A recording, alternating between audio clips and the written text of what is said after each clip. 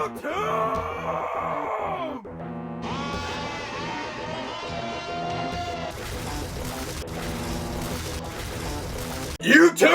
What's going on? Evil Foo again. Today I'm very honored to say, as a new YouTuber, I haven't been doing this at all for very long. I have no idea what I'm doing. Very inexperienced, no followers, nothing, no influence. I have two special guests on today to talk about the 20th anniversary Xbox show from yesterday. So I'll be getting both of their shit. Cut! So I'll be getting both of their perspectives on the 20th anniversary. A good friend of the show, Evil Foo Xbot, will be joining us, and another good friend of the show, Evil Foo Pony, will be joining us. They're good buddies of mine. They have sometimes differing opinions, so I'd like to get different perspectives, see how all three of us feel about that presentation from yesterday. So we'll start out today, getting their thoughts on the presentation from yesterday, and we'll go from there. All right, thanks YouTube. Alright, what's up? I just want to give a shout out to my boy Evil Foo Guru for having the wisdom, the genius really, to invite me onto the show. That fool's not smart enough to know that PlayStation's the best. I mean, he plays Xbox main, he plays the exclusives on PlayStation. So he's a fool, but he's smart enough to invite me onto the show so I can drop some truth bombs and some wisdom on y'all. So let me talk to you about this 20th anniversary celebration for the mediocrity that is Xbox yesterday. First, let me just say, PlayStation, we've been on the market for way longer. We came on the Western market in '95. We were so good, we killed the Sega Saturn. We killed the Sega Dreamcast. Sega ran away screaming and crying like little babies and left the hardware market forever.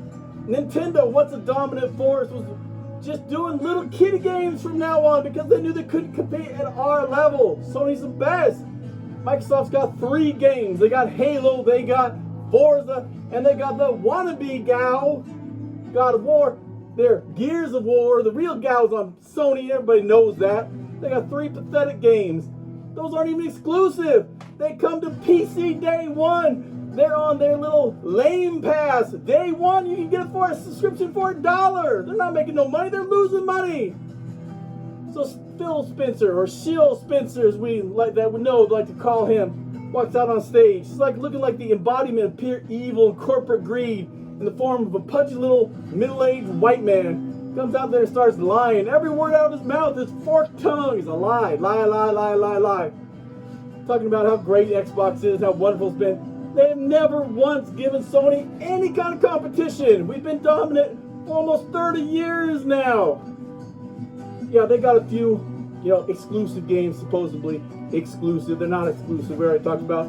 But all the big games, they're all going to come to the PlayStation. Everybody knows it. Minecraft came. Deathloop this year, nominated for Game of the Year. PlayStation exclusive, for Christ's sakes. It's owned by Microsoft. They know that Sony's the best place to put it out, so they put it on the PlayStation. Elder Scrolls 6, Doom, Fallout 5, all those big, Starfield, all those big games, they're going to come to PlayStation. Of course they are. And guess what? They're going to run better. We got RDNA 3, baby. We got the world's fastest SSD. That technology is scorching fast. So come on, give me a break. 20 years of mediocrity. Why don't you just do us all a favor? Get out of the industry, man. It's pathetic and embarrassing. Oh yeah, and one more thing to Jeff Keighley and the biased media. Not putting Returnal up for Game of the Year on the Game Awards. Yeah, your bias is exposed, bitches. The truth is out there. You're fucking pathetic. Again, thanks, Evil Foo. Peace. What's up? First, I just want to say thank you to my gracious host, Evil Foo Guru. Man, that guy is not only the best looking, the smartest, most charismatic YouTuber around, but he had the sense, the wisdom to invite an expert like me onto a show so I can talk to you all about Xbox. Let me tell you my thoughts about the Xbox 20th anniversary presentation yesterday. It represented 20 years of Xbox dominating the game market with the best games, the best policies, the best hardware. 2001, Xbox comes onto the market. Sony's been panicked and scrambling to catch up ever since. 20 years of dominance. Seeing Phil Spencer step out on that stage was like gazing upon a modern Adonis. He was so handsome. Every word out of his mouth was like listening to the singing of a choir of angels. It was fantastic. So thank you again, Evil Foo, and here's to 20 more years of glorious Xbox dominance with Xbox exclusives like Starfield, Avowed, Fable, Elder Scrolls 6, all coming exclusively to Xbox, where they'll run the best on the world's most powerful console with more than 12 teraflops of power and full RDNA 2 support. Suck it, Sony fanboys. Oh yeah, and one last thing to Jeff Keighley and the Bias Media, excluding Forza Horizon 5 from the Game of the Year awards for the Game Awards. Give me a break. That's the highest rated Metacritic game this year, and more than 9 million players. In the first week, it'll probably have 150 million players by the end of this year. That's pathetic. You're on notice. Alright, so I just want to say thanks to both of my guests today. Guys, you were wonderful. They are definitely unique people and not me wearing silly masks. To me, the Xbox 20th anniversary presentation yesterday was fantastic. It was fun looking back at Xbox as a company over the last 20 years, or entering into the video game market. Could have used an appearance probably from Elijah Wood, like when they presented the Xbox 360 for the first time. But it was cool. I've always been an exclusively console guy. I've always been a multi-console guy. There was a period in the mid-90s where I played on PC. I stopped playing all consoles. I bought myself a top-of-the-line computer at the time. And just played on PC for probably about 6 months, a little less than a year for sure. Right before the Sega Saturn came out and the PlayStation 1 came out. It was all because of Doom! But I loved that game. I played Doom 1, Doom 2, Dark Forces, Duke Nukem 3D, Hexen, Heretic, all those kind of games. They're fantastic. But once the Saturn came out and then the PlayStation came out, I migrated back over to the console world. I've always been a multi-console guy. I was primarily Sega. I always favored Sega. I don't know, their attitude, their games, I connected with them more. I love Sega games. So when, Sega announced that they're going to be leaving the console market, it was obviously sad for me, but then this Xbox company, Microsoft, I knew what Microsoft was from the Windows, but it wasn't anything special to me. I didn't have any kind of affiliation with Xbox, with Microsoft or the brand or anything like that. But so when they kind of announced that they were coming into the video game market, and then Sega announced that they had a bunch of exclusives coming out to the Xbox, to me it kind of became like the Dreamcast 2.0 almost. Like they had Jet Set Radio Future, they had Panzer Dragon Orta, they had Shenmue 2, Crazy Taxi 3, Gun Valkyrie, the Otogi games, all these different games Sega had coming exclusively to Xbox. I thought that was kind of fantastic. Kind of, in my mind, became the Dreamcast 2.0. So I was definitely on board for that. I'd seen some footage of Halo and some screenshots back then, mainly screenshots, things like that, because it's before the days of the internet. The fast internet anyways. So Halo looked kind of interesting. I kind of went in blind, not knowing if that was going to be any good or not, but that turned out to be fantastic. I had, the campaign was great. The split screen co-op campaign, the split screen multiplayer, the system link multiplayer was fantastic. I had joined the military about 18 months before the Xbox came out, so the Dreamcast kept me fully happy until that came out. My video game timing, or my time I had to play video games at the time for a few years there, was very limited. I was very busy in the military the first few years I was in. So I didn't have time to play all the different systems like I used to, so I primarily just played my Dreamcast. And then when Xbox came out, I switched over to that. Halo blew me away, which is very good. That was good. I liked Munch's Odyssey. I loved Dead or Alive 3 was awesome. Dead or Alive Ultimate, Ninja Gaiden came out. All these games came out and they were just fantastic on Xbox. So I've been primarily an Xbox guy ever since. I've bought some of the PlayStations for their exclusives, like Metal Gear Solid 4. I bought a PlayStation 3 for that. Then God of War 1 and 2, when they got re-released for PlayStation 3, I played them on there. Then I played God of War 3. I just recently, I missed out on Demon's Souls. I bought Demon's Souls from word of mouth at the time, but I never got around to even putting it into my PlayStation 3 and playing it or trying it. So actually, I got like a limited edition of it that came with like the soundtrack and stuff on a CD. I ended up re-gifting that to somebody else because I had never played it, but I didn't really know anything about it. So now I've just recently got Demon's Souls back for my PlayStation 3, hooked my PlayStation 3 back up. I'm going through that now for the first time, which is awesome.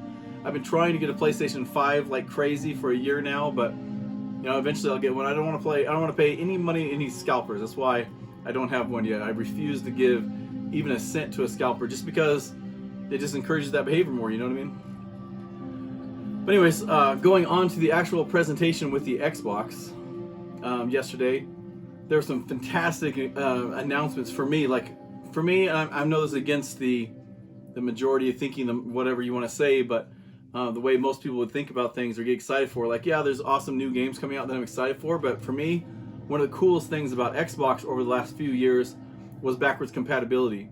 And then, you know, frame rate boost.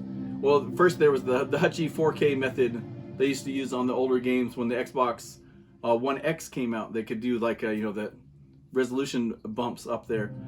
And they've kind of stopped doing that since the series consoles have come out, strangely.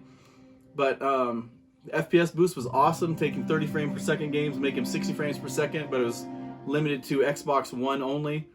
Well, now, yesterday they announced that there's going to be Xbox 360 games now that can do frame rate boost, which is fantastic. Like, you have like Mirror's Edge, both the Dragon Age games, Fallout New Vegas, Alan Wake. You should play the remaster though, not this. Fallout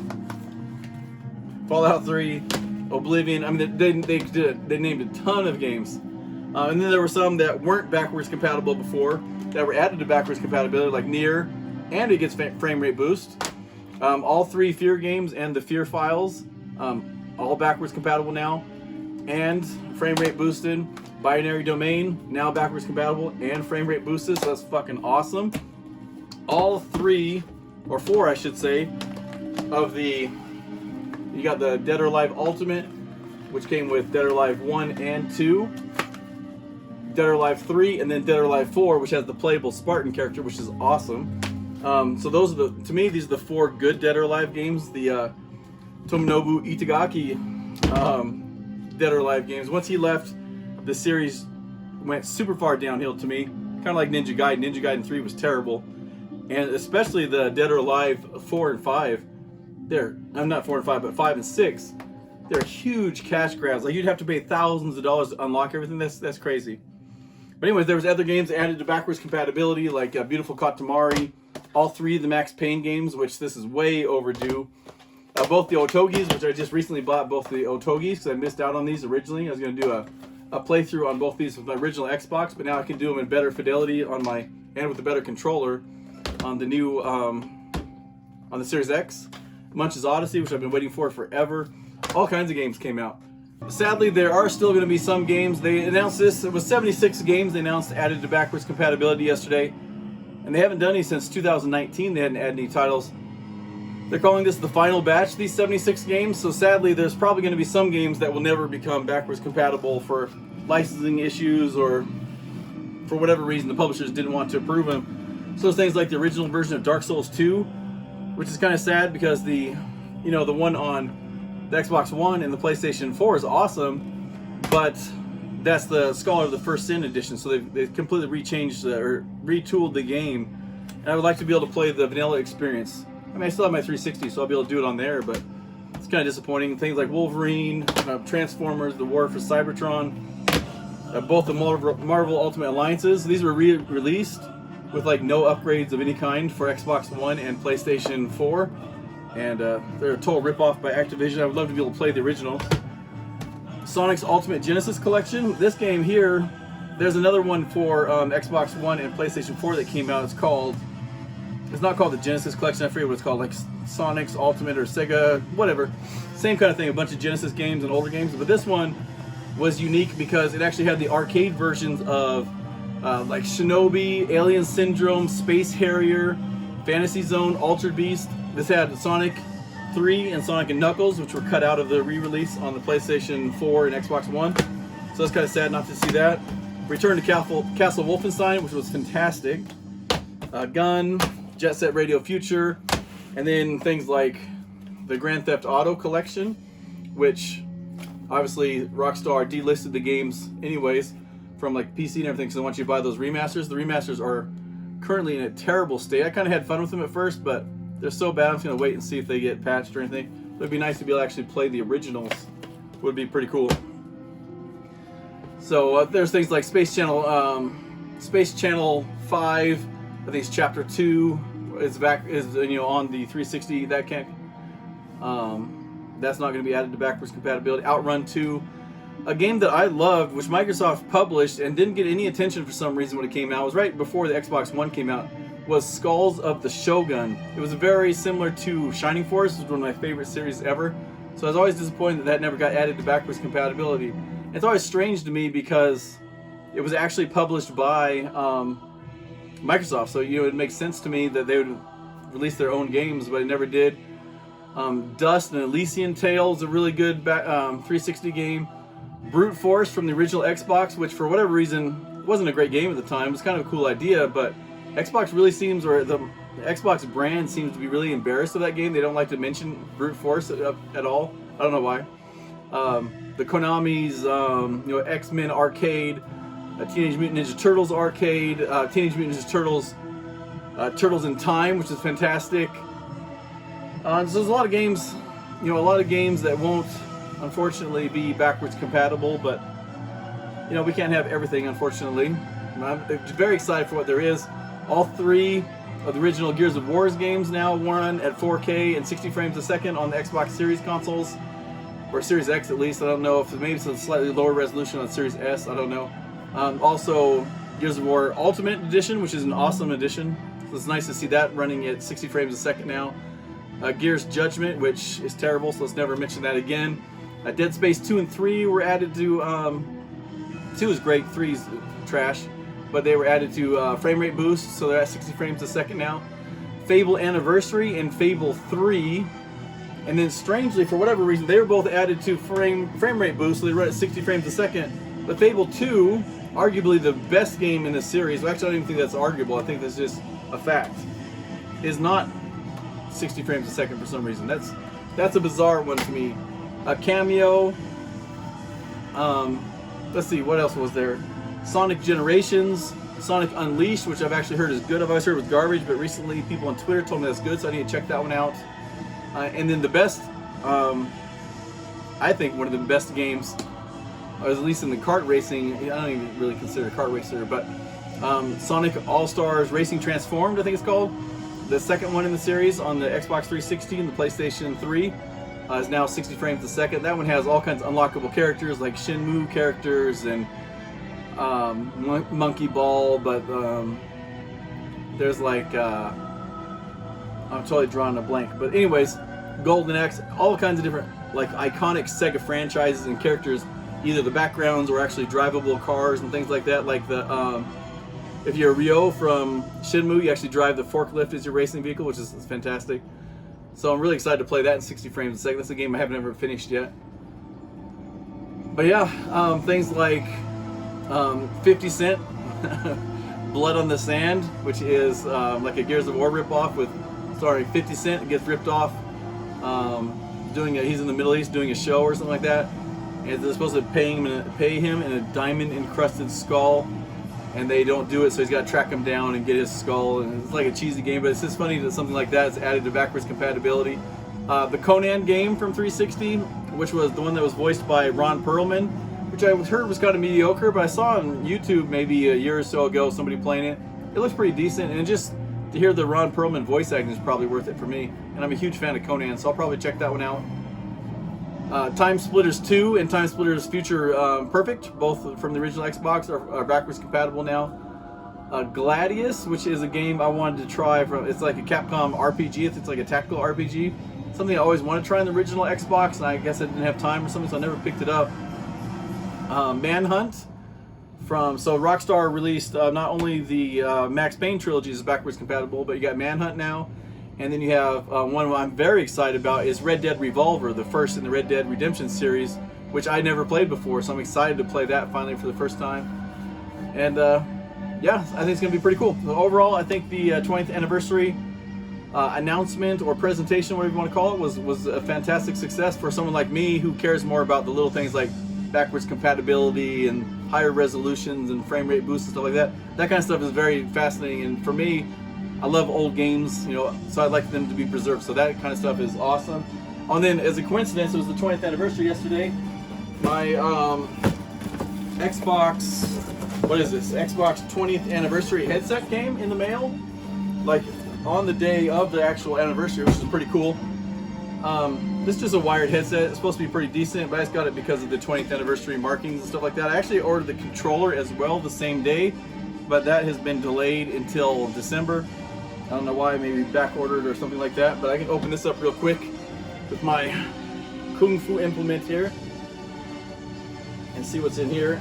I know the controller comes with a theme, unlockable theme for the series consoles. I don't know. I'm not really set up to do an unboxing. I would have moved my camera and things like that, but let's see.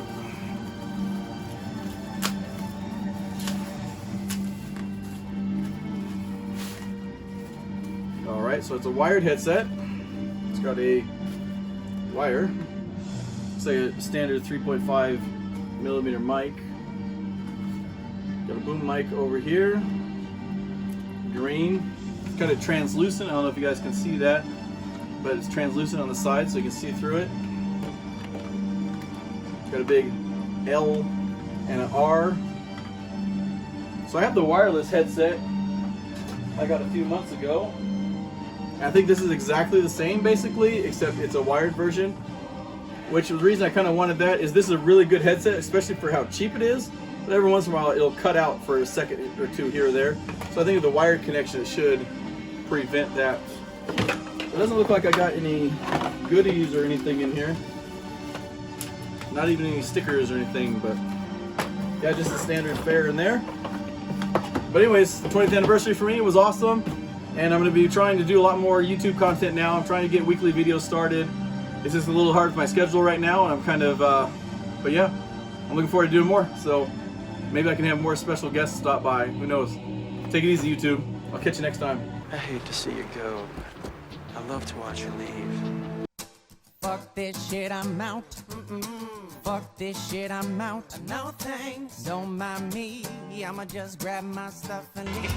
Excuse me, please. Fuck this shit, I'm out. Fuck this shit, I'm out. 害怕木頭，係木頭應該怕你。你之所以打唔穿木頭，係因為你喐手之前已經認輸。